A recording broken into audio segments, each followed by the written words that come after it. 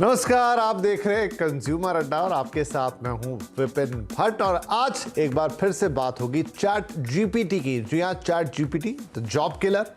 ये एक बड़ा सवाल है कि क्या चैट जीपीटी सच में नौकरियां खाने के लिए आ रहा है? क्या आर्टिफिशियल इंटेलिजेंस की ये वेबसाइट या ये ऐप अब लोगों की नौकरी पे खतरा बन रहा है?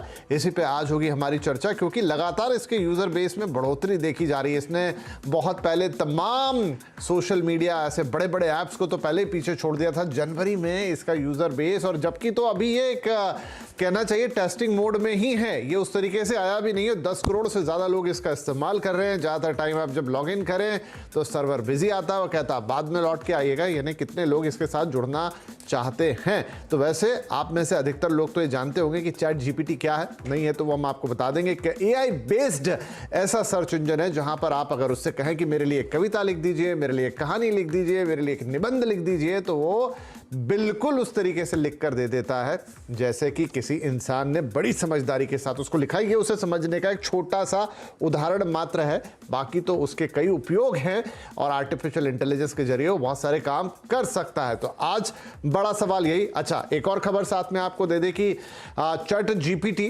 जिसमें बेसिकली एक कंपनी है ओपन एआई और इसको फंड किया है माइक्रोसॉफ्ट ने। अब भाई माइक्रोसॉफ्ट कुछ इतना बड़ा कर रहा है जिसका दुनिया भर में हल्ला है, तो गूगल जो सर्च इंजन के बादशाह है वो कैसे पीछे रहते? तो उन्होंने भी आज बार्ड को अनरिवील कर दिया है, एक तरीके से दुनिया को दिखा दिया है कि हम भी साहब पीछे नहीं है। आर्टिफिशियल इंटेलिजेंस बेस्ड सर्च हम भी लेकर आ रहे हैं। अभी तो सिर्फ कुछ चुनिंदा टेस्टर्स के लिए उसे खोला है, लेकिन आने वाले दिनों में आप और हम उससे भी यूज कर पाएंगे। तो चलिए इन दोनों पे बात होगी, लेकिन जो मूल सवाल है कि क्या ये आर्टिफिशियल इंटेलिजेंस वाले सर्च इंजन आपकी हमारी नौकरियों पे खतरा है? तो भाई देख लेते हैं कि किन फील्ड्स पे अभी खतरा बताया जा रहा है। चलिए एक नजर डालते हैं। तो टेक जॉब्स की बात हो रही है। कोडिंग करने वाले लोग, क्योंकि हाँ चैट जीपीटी पे आप कोई कोडिंग करना चाहे लिख दीजिए, वो कोडिंग पूरी बना के दे देता है। कंप्यूटर प्रोग्रामिंग करके दे देता है। Software developer, web developer, data analyst, इन लोगों की नौकरी पे वाकई खतरा आ सकता है, क्योंकि अगर वो चैट जीपीटी कर रहा है और एक एफिशिएंसी के साथ कर रहा है तो फिर इतने काम के घंटे लगा के इतना पैसा देके कोई यहाँ से क्यों कराएगा? लेकिन फिर भी अभी बहुत दूर की कौड़ी है। लेकिन हाँ जी, सवाल उठने लगे हैं।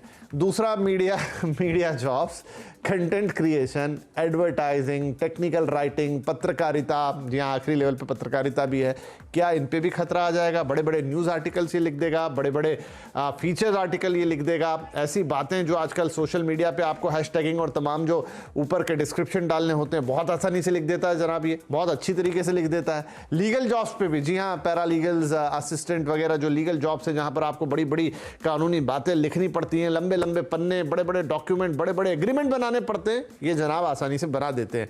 और इसके अलावा कोई और कैटेगरी है जॉब्स की, वो भी लेकर आते हैं। तो यहाँ पर अलग अलग और कैटेगरी, मार्केट रिसर्च एनालिस्ट जो लोग करते हैं वो काम भी ये करने में सक्षम है।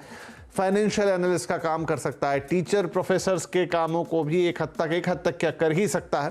और ट्रेडर, शेयर एनालिस्ट, मतलब मोटे मोटे तौर पर देखा जाए तो बहुत कुछ ऐसा है जो आर्टिफिशियल इंटेलिजेंस, और आर्टिफिशियल इंटेलिजेंस को सिर्फ इतना मत समझिए कि ये कोई निबंध लिखने की चीज़ है। आर्टिफिशियल इंटेलिजेंस के बहुत सारे उपयोग हैं जो दुनिया में अलग अलग लेवल पे फैल रहे हैं, और वो बहुत सारे लोगों को या तो अपडेट करना ज़रूरी होगा या अपनी जॉब से फिर खतरा तो है साहब।